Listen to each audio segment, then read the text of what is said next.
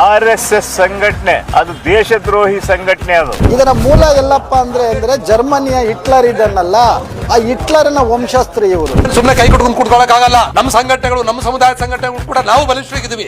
ನಮಗೂ ಸಂಘಟನಾ ಜಾಲ ಇದೆ. ಅವ್ರು ಎಲ್ಲೆಲ್ಲಿ ಮಾಡ್ತಾರೋ ಅಲ್ಲೇ ಪ್ರತ್ಯೇಕವಾಗಿ ಮತ್ತು ಪರ್ಯಾಯವಾಗಿ ಕಾರ್ಯಕ್ರಮ ಚಟುವಟಿಕೆಗಳು ಮಾಡಬೇಕಾಗ್ತದೆ. ಇದ್ರ ಬಗ್ಗೆ ಎಚ್ಚರಿಕೆ ಇರಬೇಕು. ದೇಶದ್ರೋಹಿ ಚಟುವಟಿಕೆಗಳು ಮತ್ತೆ ಇನ್ನಿತರ ಚಟುವಟಿಕೆಗಳು ಕಾನೂನು ಬಾಹಿರವಾಗಿ ಆಗದೇ ಇರೋ ರೀತಿಯಲ್ಲಿ ಈ ಸರ್ಕಾರ ಮುಂದಾಗಿ ಕಾರ್ಯಕ್ರಮ ರೂಪಿಸಬೇಕು ಅನ್ನೋದೇ ನಮ್ಮ ಉದ್ದೇಶ ಆಗಿದೆ. ನಿಮ್ಮ ನಾಯಕರಿಗೂ ಎಜುಕೇಶನ್ ಸರ್ಟಿಫಿಕೇಟ್ ಇಲ್ಲ, ನಿಮ್ಮ ಸಂಘಕ್ಕೆ ಬರ್ತ್ ಸರ್ಟಿಫಿಕೇಟ್ ಇಲ್ಲ. ಈ ರೀತಿಯಾದ ಒಂದು ಸಂಘಟನೆನ 100 ವರ್ಷ ಆಗಿದೆ ಅಂತ ನಾವು ಯಾವ ಆಧಾರದ ಮೇಲೆ ನಂಬುದು? ಅವರ ಈ ಎಲ್ಲಾ ಚಟುವಟಿಕೆಗಳನ್ನ ದೊಣ್ಣೆ ಇಟ್ಕೊಂಡು ಓಡಾಡೋದಾಗ್ಲಿ ಮತ್ತೊಂದಾಗ್ಲಿ ಅದರಿಂದ ಏನು ಪ್ರಯೋಜನ ಇಲ್ಲ. ಈ RSS ನ ಯಾವ ಮುಖಂಡರು ಕೂಡ ನಮ್ಮ ಸ್ವತಂತ್ರಕ್ಕೋಸ್ಕರ ಹೋರಾಡಿದಂತ ಉದಾಹರಣೆಗಳಿಲ್ಲ. ಒಂದು ವೇಳೆ ಅವರು ಚಿತ್ತಾಪುರವನ್ನೇ ನಿರ್ದಿಷ್ಟವಾಗಿ ಚಿತ್ತಾಪುರ ಟಾರ್ಗೆಟ್ ಮಾಡ್ತೀವಿ ಅಂತ ಹೇಳಿದ್ರೆ ಈ ನಾಡಿನ ಶೋಷಿತ ಸಮುದಾಯಗಳು, ಹಿಂದುಳಿದ ದಲಿತ ಅಲ್ಪಸಂಖ್ಯಾತ ಸಮುದಾಯಗಳು ನಾವು ಕೂಡ ನೇರವಾಗಿ RSS ಕಚೇರಿಗಳನ್ನ ಗುರಿ ಮಾಡಬೇಕಾಗುತ್ತೆ. ಈ ಎಚ್ಚರಿಕೆಯನ್ನು ಅವ್ರು ಇಟ್ಕೋಬೇಕು.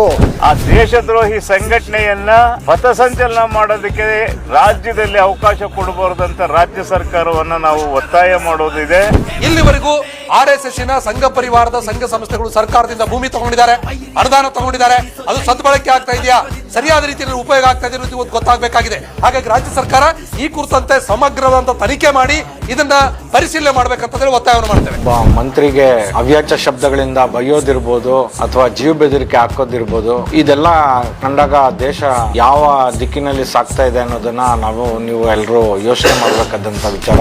ನೋಡ್ರಿ, ಕುರುಬರ ಸಂಘಕ್ಕೂ 100 ವರ್ಷದ ಮೇಲಾಗಿದೆ ಇವತ್ತು, ಆದ್ರೆ ಅದು ನೋಂದಣಿಯಾಗಿದೆ. ನೀವು ಈ ಸಂಘ ನೋಂದಣಿಯಾಗಿಲ್ಲ, ಹಲವಾರು ದೇಣಿಗೆಗಳು ಪಡಿತೀರಿ. ಸರ್ಕಾರದಿಂದ ನಿಮ್ಗೆ ಹಲವಾರು ಅನುದಾನಗಳು ಬಂದಿದೆ. ಎಷ್ಟೋ ಆಸ್ತಿಗಳಿವೆ ನಿಮ್ದು.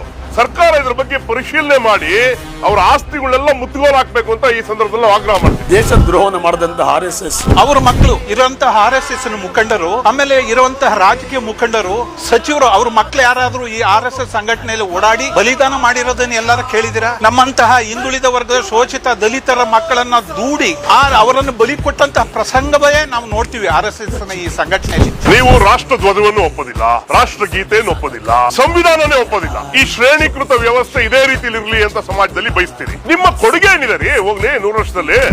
ಮತ್ತೆ ಅವರ ಒಂದು ಏನು ಇದುವರೆಗೂ ಅವರು ಆಸ್ತಿಗಳನ್ನ ಸರ್ಕಾರದಿಂದ ಪಡೆದಿರ್ತಕ್ಕಂಥ ಅನುದಾನಗಳ ಬಗ್ಗೆ ಅದನ್ನ ಪರಿಶೀಲನೆ ಮಾಡಿ, ಅದನ್ನ ತನಿಖೆ ಮಾಡಿ, ಅವರು ಯಾವ ಉದ್ದೇಶಕ್ಕೆ ಅದನ್ನು ಉಪಯೋಗಿಸ್ತಿದ್ದಾರೆ, ಅದು ಸರಿಯಾದ ರೀತಿಯಲ್ಲಿ ಉಪಯೋಗ ಆಗಿದೆಯೋ ಇಲ್ಲ ಅಂತ ಅನ್ನೋದನ್ನ ತನಿಖೆ ಮಾಡಿ ಅದನ್ನೆಲ್ಲ ಹಿಂಪಡಿಬೇಕು ಅಂತ ಅನ್ನೋದನ್ನು ಕೂಡ ನಾವು ಸರ್ಕಾರಕ್ಕೆ ಒತ್ತಾಯ ಮಾಡ್ತಿದ್ವಿ. ಅಷ್ಟೇ ಅಲ್ಲದೆ ಮುಂದುವರೆದ ಭಾಗವಾಗಿ ಯಾರೇ ನಿಮ್ಮನ್ನು ಪ್ರಶ್ನೆ ಮಾಡಿದ್ರು ಅಲ್ಲಲ್ಲ ಅವ್ರು ಹೊಡೆದಾಗ್ತೀರಾ.